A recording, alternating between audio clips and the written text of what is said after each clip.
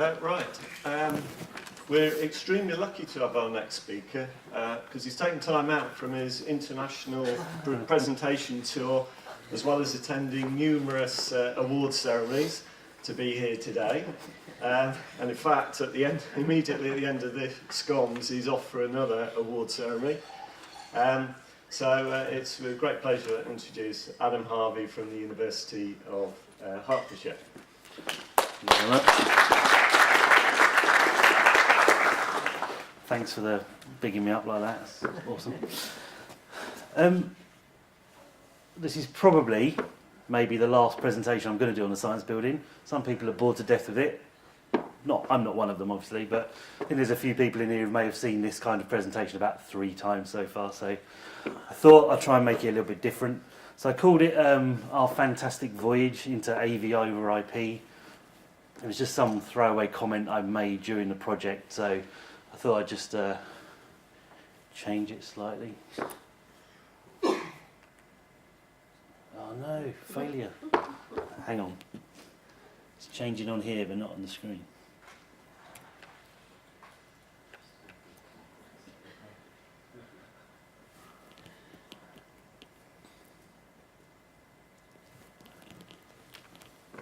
That's better.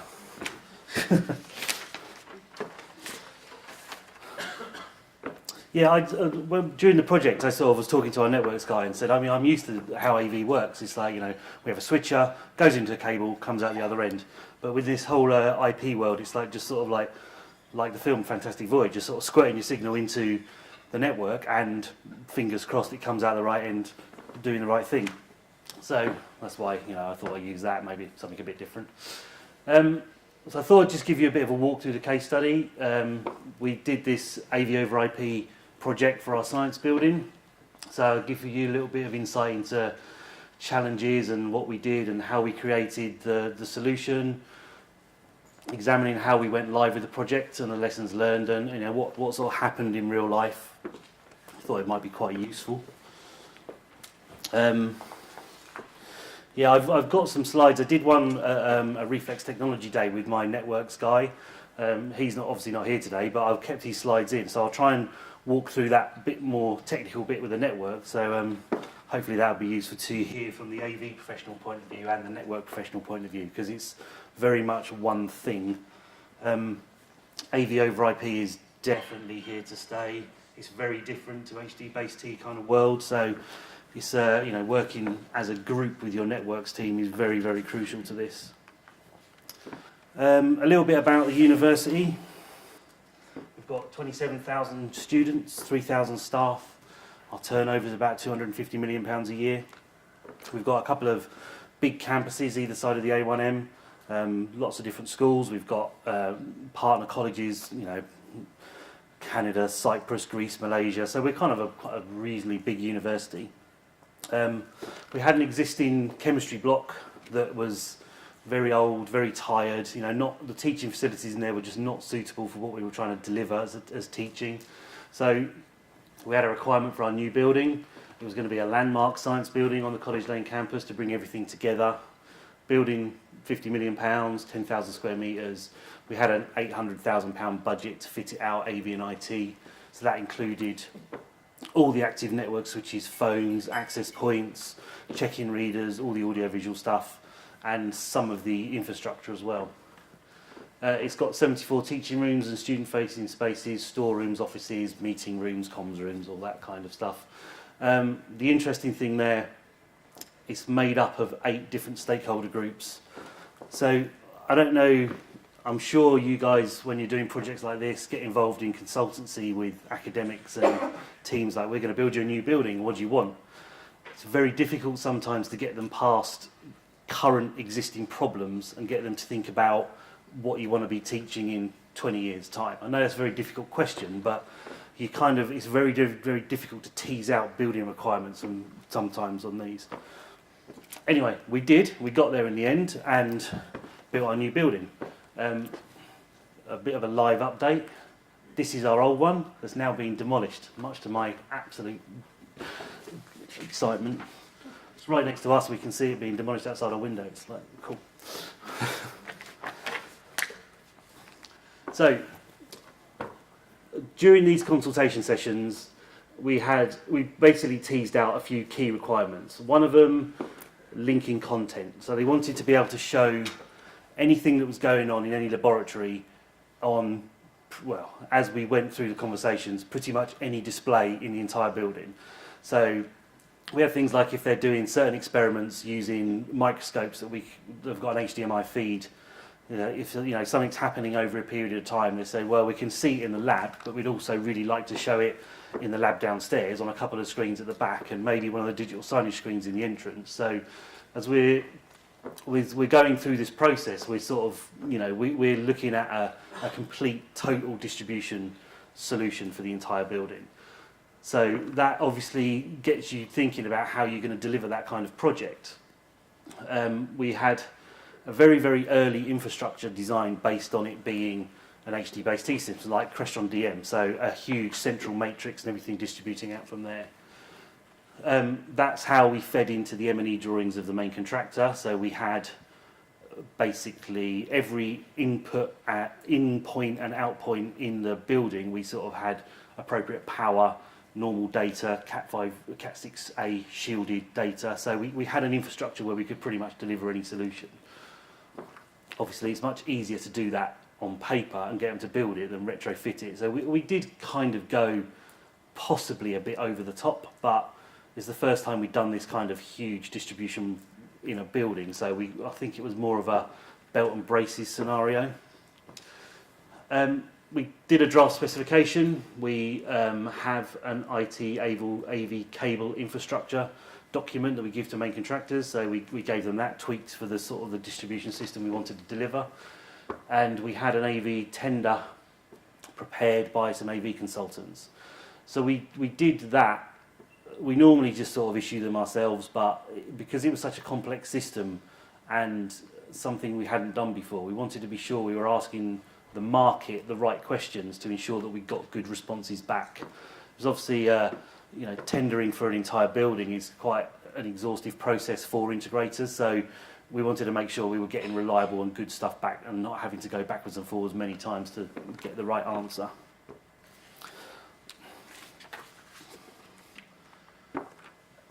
So we tendered the job and we got 3 responses back.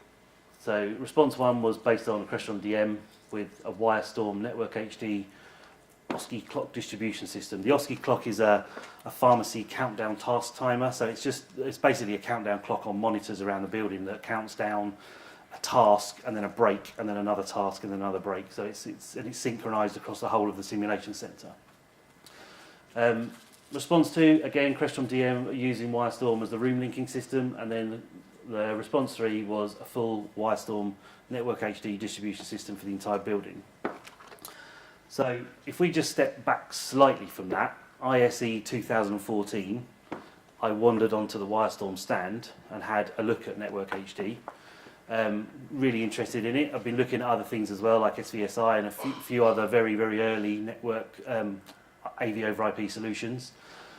Obviously, the guy from Polar Audio, who are Wirestorm's UK distributor, picked up on the fact that we were interested. I was with our consultants as well, and clearly really did his run-in with the integrators, because all of them come back with a Network HD solution. We had to do a little bit of due diligence on that. It's a new product to us. It's a new way of working. So we immediately asked them to, well, this is response 3, which was Reflex.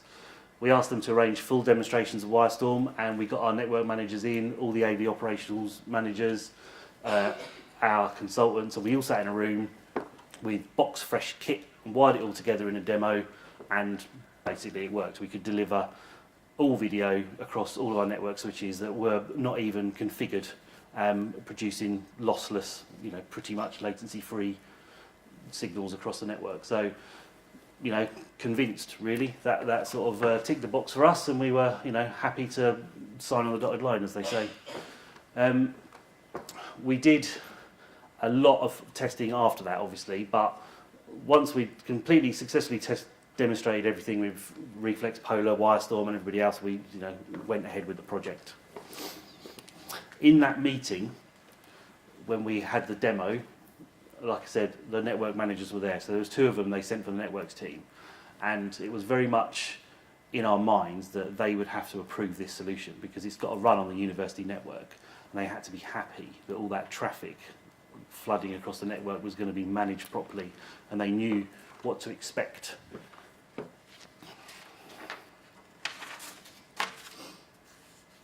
So as part of this selection process for our AV over IP, you have to think about lots of different things and how you're going to deliver the project and what you're delivering. So, you have to think about what codecs you're going to use, what you need in terms of image quality. I mean, are you doing cinema quality video or something like that, which we clearly weren't in science labs, but you look at the different compression rates and bandwidth considerations and what's acceptable latency on video, what resolution you run in, things like Apple Bonjour, which is the discovery tool for a lot of this, a lot of the devices on the network. Some networks people, as soon as you mention and want to put Apple Bonjour on the network, they just literally, hands up, run away, screaming. But actually, having them involved in that conversation from day one and explaining the reasons why you need to use these things really, really helps. And it sort of allows them to understand what you're trying to do. You're not trying to break the network or hammer it in any particular way. You're just trying to, install a solution that you need to work all the time, which is obviously crucial to it. Another big question is about the converged or unconverged networks. Do we want to run it on a completely separate video network, or can it just exist with everything else, all the rest of the university traffic? So, these were quite sort of lengthy meetings, sitting with the manufacturer and distributor and all the guys in house, just to make sure that we knew exactly what we were going to do with this project. I think a bit of information. The JPEG 2000, which is the route we went down, it's got a maximum stream of about 160 megasecond. H.264, you can throttle right back to about 40 meg. So, I mean, we were looking at the size of our matrix we were going to end up with, and sort of decided, mainly because of the OSCE clock thing, that we wanted to go with the JPEG 2000, so we could absolutely ensure that synchronization of the clocks changing everywhere was going to be right by encoding every single frame.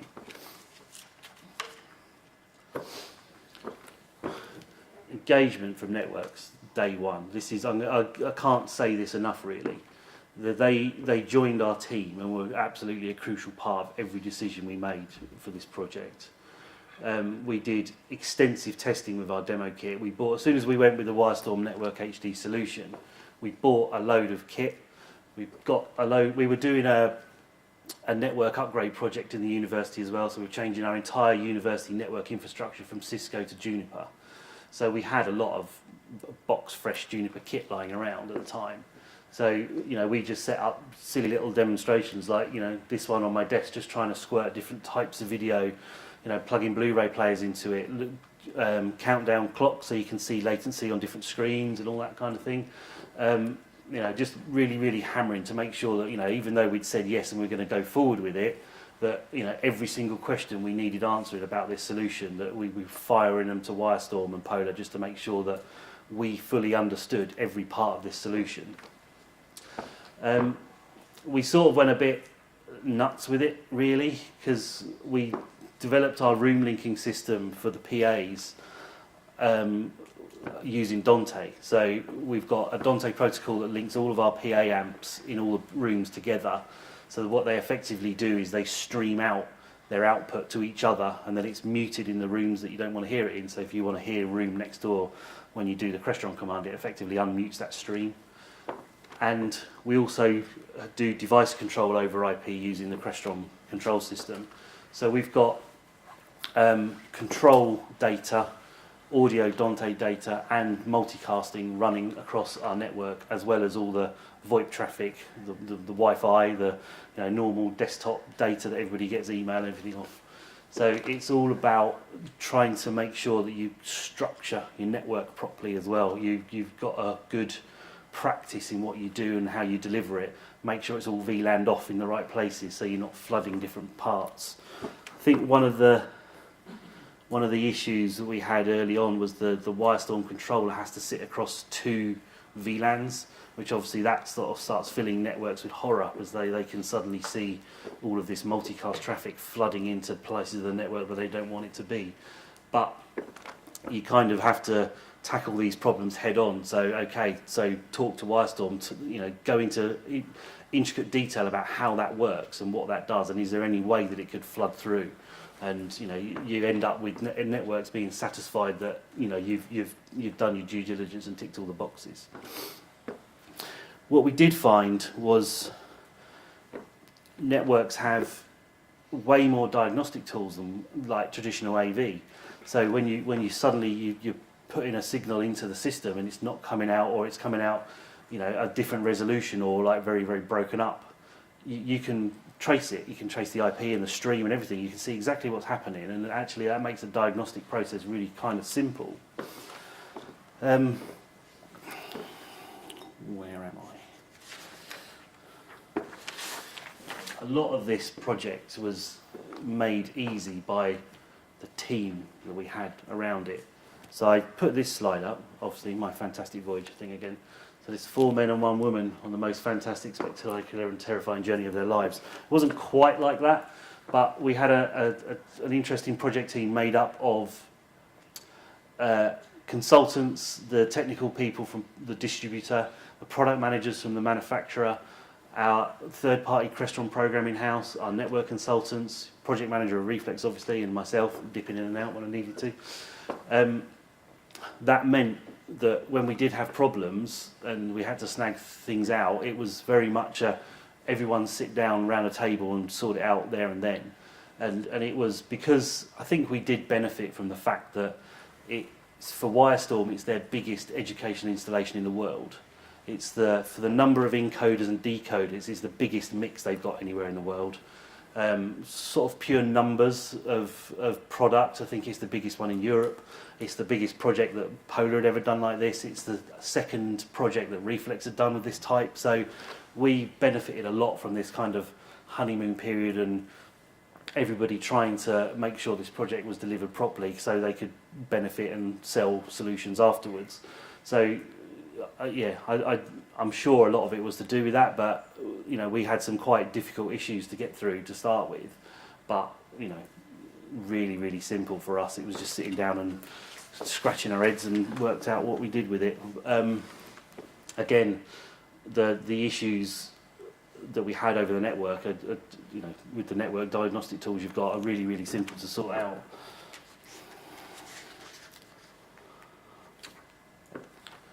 So this is sort of moving on to more of the networky stuff. So I'll try and do what Matthew did at my last one.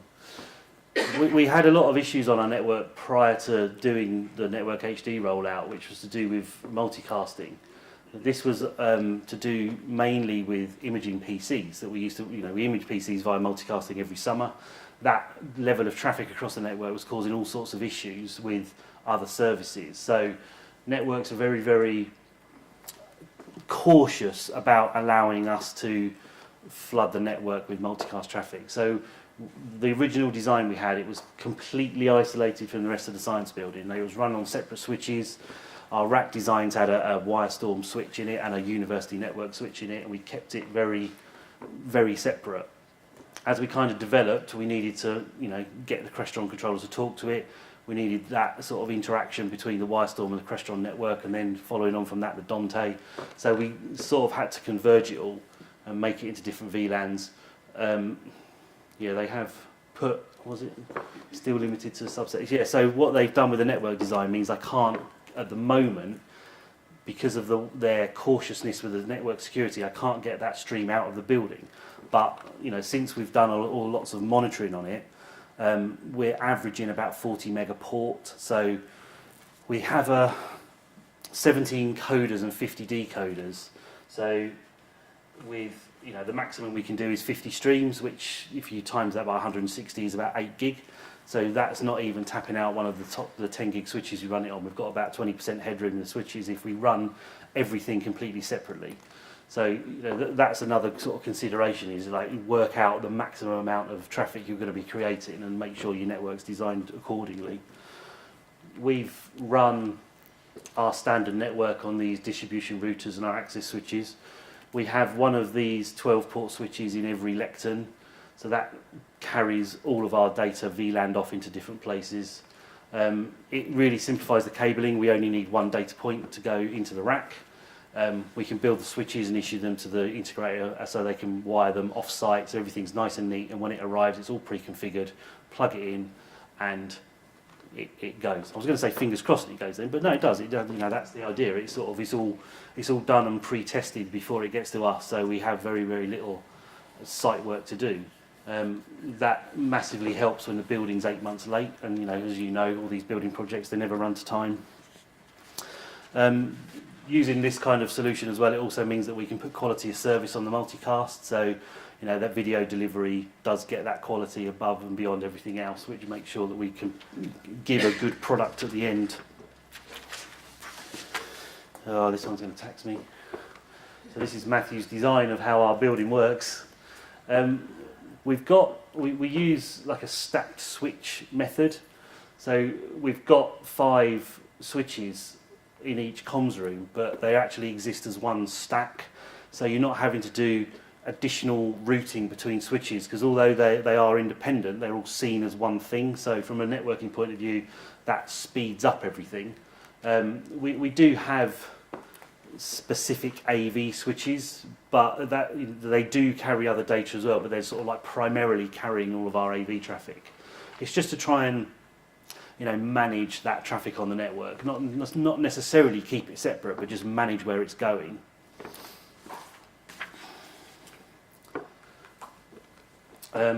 We had a few issues. Obviously, new building. Science building was brand new.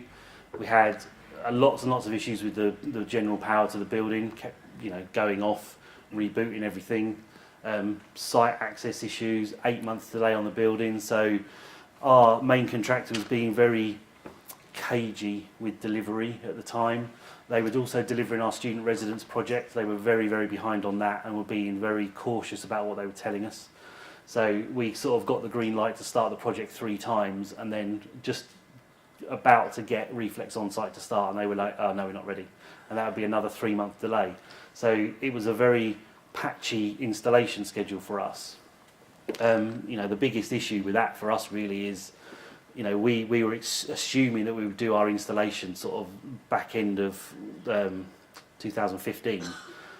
With the delay in the building, it meant that we shifted to 2016 summer, where of course all the big integrators already got pre-booked installations. I mean, I think we were massively battling with Caroline at Imperial College with the resource that we needed, but she'd kind of pre-booked for the summer because we were 8 months out of that schedule. So that's always good to fight with colleagues about that. We had a lot of persistent power issues after the handover of the building. I mean, our comms rooms are on UPS and generator backup, so our Wirestorm controller was all good, but the lecterns aren't, obviously. So we had 15 lecterns with Crestron processors in. When their power drops and it comes back up again, they will try and re-establish. So our Crestron programmers are quite detailed and they rely a lot on live feedback. So when all these Crestron processors were powering up, they'd all start interrogating the Wirestorm to say, who are you? Can I have your alias list? Can I have your firmware updates? Blah, blah, blah, blah, blah. That kind of mass influx of data was giving the Wirestorm controller a little bit of a headache, and we had a few crashes. So we were having to look at why that was happening. So we had various issues such as like control requests being dropped. So you press a control on the Crestron processor and that command would never arrive at the controller. So again, that's what the network's sorting out. Is that the same at every endpoint? Is it packet loss? They can track packets through the network to see what's going on. Are they arriving in the same state they left? Are they actually making it to the central controller at all? Which in some cases they weren't. Again, sometimes we were having this corruption to the video streams. So that is interrogating all the hardware issues, the endpoints, the cabling, packet losses, the multicast endpoints and registration. Is it carrying across the network properly? So problem 1, basically, that we sorted that out because it was a hangover from this mass influx of data onto the Wirestorm controller. it just couldn't cope with all the information we were sending it at the same time. Problem 2, that turned out to be cabling, so kind of nice and easy fixes after a while. Do I go into that? I'll check my next slide, or I'll explain what it was. Okay, so problem 1. What we had to do with that is just, in effect, slow down the commands we were sending to the Wirestorm controller. So the worst cases was, like I said, or during a reboot. So you've got 15 Crestron processors all hitting that controller at the same time, all asking for the same information. We saw on the network what the problem was and sort of tackled it by, okay, what do we need to do with that? So we've put another Crestron processor in line. So when we have a complete power outage, that one processor talks to the Wirestorm controller saying, are you there, are you ready to receive everybody? And it goes, yep, thumbs up, and then that processor allows the others to connect in a sequence. I mean, it can do 4 a second, so it's not slow, but it was the 15 trying to hit it all at the same time was causing it a bit of an issue. You know, future implications are our campus networks are easily fast enough to carry all this AV stuff. You know, we've got 1 gig to the ports, you know, 2.5 to 5 gig is likely soon. We've got 10 gig feasible. All our switches are 10 gig anyway. PoE, all the devices we've got on the Wirestorm networks are all PoE, so we don't need to power them locally. This was one of the big things for my network guys, is like anything to do with wireless, it doesn't want to know. It's not reliable. You can't rely on it in any way, shape or form. There's so many external factors affecting it that it's not something you can put and absolutely rely on. Having said that, Edge Your Own here is way better than our university. This was another thing he used to say quite a lot, that some AV systems make unwise assumptions about networks. So, you know, that's a lot to do with the Apple Bonjour, really, and a few other things that I wanted this kind of conversation with our networks team, saying, you know, you tell me what we're doing wrong, and you tell me what questions you need to answer. So, you know, he's sort of looking through specs of all the kit, and he's sort of saying some of these AV stuff, they just, you know, they've got this expectation that the network is you know, the answer to everything, and will just react and operate exactly how they want it to. But it's not like that. You know, it has to operate within the institution's parameters. So, you know, that was a good conversation, because we sort of knew where we were coming from then. The Apple Bonjour thing is the discovery tool that you put all the devices, you plug all the devices into the network, and then it discovers where they are, so by MAC address. But obviously that creates a lot of traffic in the network as well, and they're very uncomfortable with that kind of thing running all the time. So, I mean, that was just a conversation. We discovered them via Bonjour, statically IP'd everything, and turned it off. So it was on during a commissioning phase for a few days. Again, they're happy with that.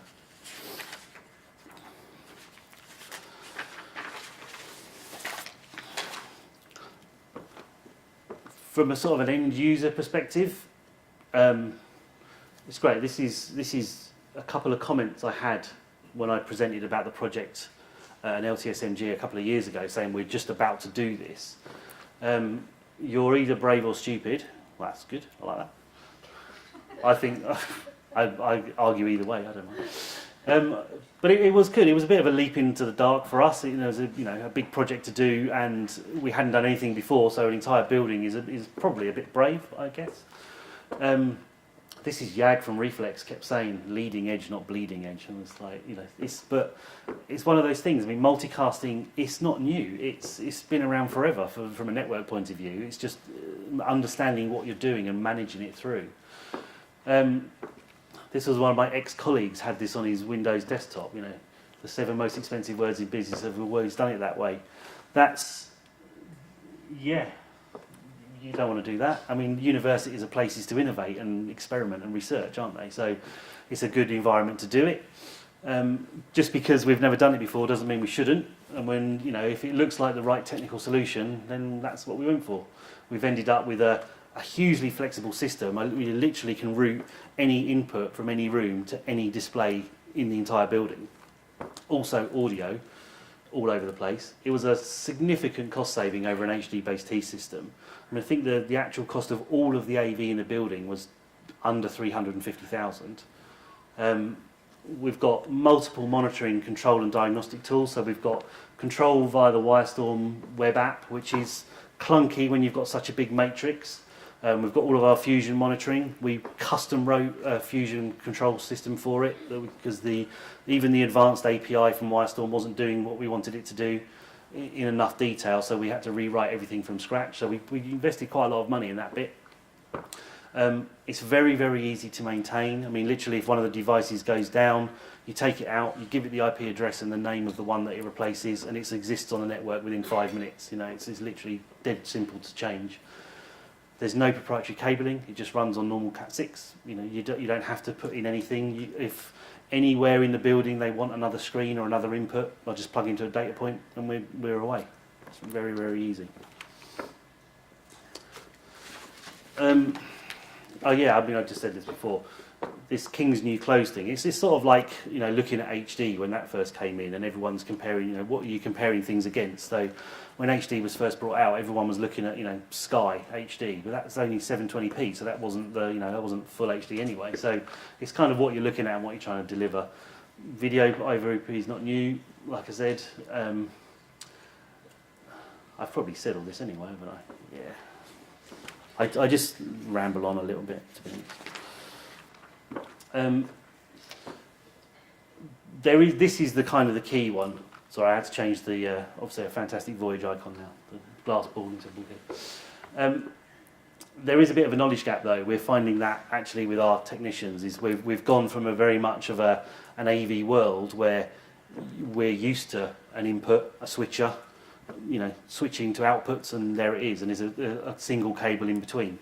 That's, you know, it doesn't work like that anymore for us in the science building. So the knowledge gap for some of our technical staff is kind of hard to bridge. Some of them are struggling with the whole network concept of AV delivery, and I think that's kind of going to be the key thing going forward. Is just making sure that you've got the skill set in house to be able to deal with it, and you have to understand the implications of the design of the network to be able to deliver a project like this. But that is why, you know, I have a very, very basic level of skill about networks, but that's why I bring the right people in at the right time. Got a few project images just to show you what it's like. You know, all of our science labs are pretty similar. They've got a single teaching point at the front, which they wanted, a projector screen, so they could gather around and talk about the experiments they're doing. And they generally sort of have health and safety information on the screen at the front, and then all the screens down the side of the labs have got the, you know, lab experiments information on them.